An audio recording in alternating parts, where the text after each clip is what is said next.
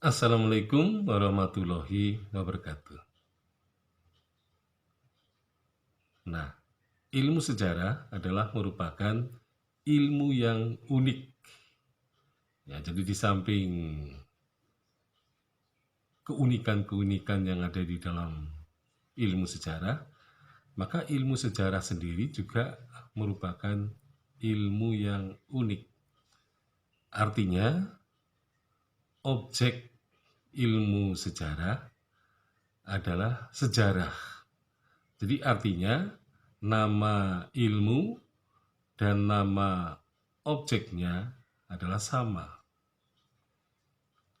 Nah, ini bagi ilmu-ilmu yang lain, ini tidak berlaku. Contohnya misalnya antropologi, objeknya adalah manusia dan kebudayaan. Ilmu kesehatan atau kedokteran, ya, maka objeknya adalah manusia dan kesehatan. Nah, kemudian ilmu arkeologi adalah ilmu tentang manusia dan benda-benda yang diciptakan. Nah, kemudian ilmu filologi adalah ilmu manusia tentang manusia yang terikat dengan tulisan-tulisan pada kertas. Nah, kalau ilmu epigrafi adalah merupakan ilmu manusia yang terkait dengan tulisan-tulisan pada prasasti. Nah, jadi sebenarnya ilmu sejarah adalah ilmu yang memang unik dalam artian namanya, objeknya itu sama. Jadi tidak ada ilmu-ilmu kemanusiaan yang objek dan nama ilmunya sama, yaitu sejarah. Ilmu sejarah, ya, objeknya adalah sejarah. Nah, jadi ilmu sejarah itu yang berobjekkan sejarah, ya, maka itu sebenarnya hal yang wajar saja, ya, karena memang sejarah itu merupakan suatu, ya, kehidupan manusia dari periode ke periode. Jadi di situ pasti akan berkaitan dengan ruang atau tempat sebagai panggung sejarah. Nah, kemudian manusia tidak mungkin hidup dari persoalan waktu. Jadi manusia bahkan sangat terikat oleh waktu. Jadi tidak mungkin manusia itu bisa hidup di awang-awang, artinya tidak ada ruangnya. Karena manusia itu butuh tempat, manusia itu butuh hidup. Nah, ketika hidup, maka butuh makan. Nah, makan itu bisa tumbuh dari alam.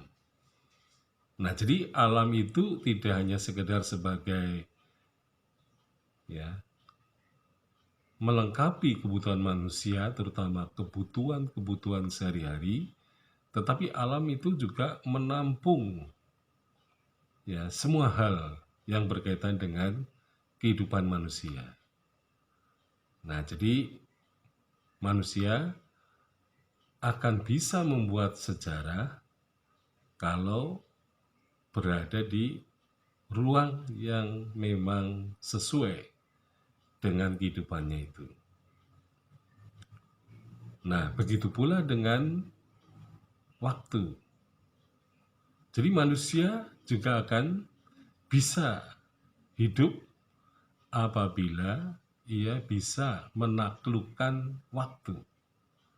Artinya, karena waktu berjalan sangat cepat, ya, manusia seringkali ketinggalan waktu.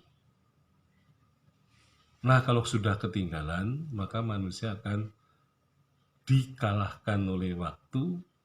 Sebagai akibatnya, manusia akan dijajah oleh sang waktu, dan akhirnya mungkin manusia tidak akan bisa lagi bertahan hidup, dan kemudian juga tidak mampu mempertahankan apa yang harus ia lakukan. Nah, oleh karena itu, manusia sebagai salah satu bagian dari objek sejarah, ya, jadi ini ada objek sejarah yang bersetiga, ya, ada dalam bentuk segitiga, yaitu manusia, ruang, dan waktu. Itulah yang dikatakan sebagai sejarah.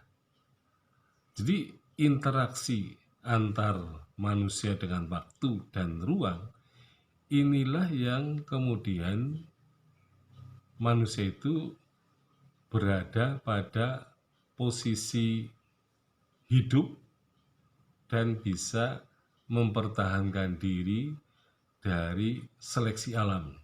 Jadi seleksi alam itu biasanya bentuknya memang sangat tidak tolerans, ya. Jadi memang manusia harus selalu berjuang untuk bisa mengalahkan lingkungannya supaya dia bisa bertahan hidup seterusnya. Nah, jadi relasi antara manusia, ruang, dan waktu ini merupakan relasi yang sangat penting dalam kehidupan manusia. Karena memang manusia terikat oleh ruang, terikat oleh waktu. Sekian, Assalamualaikum warahmatullahi wabarakatuh.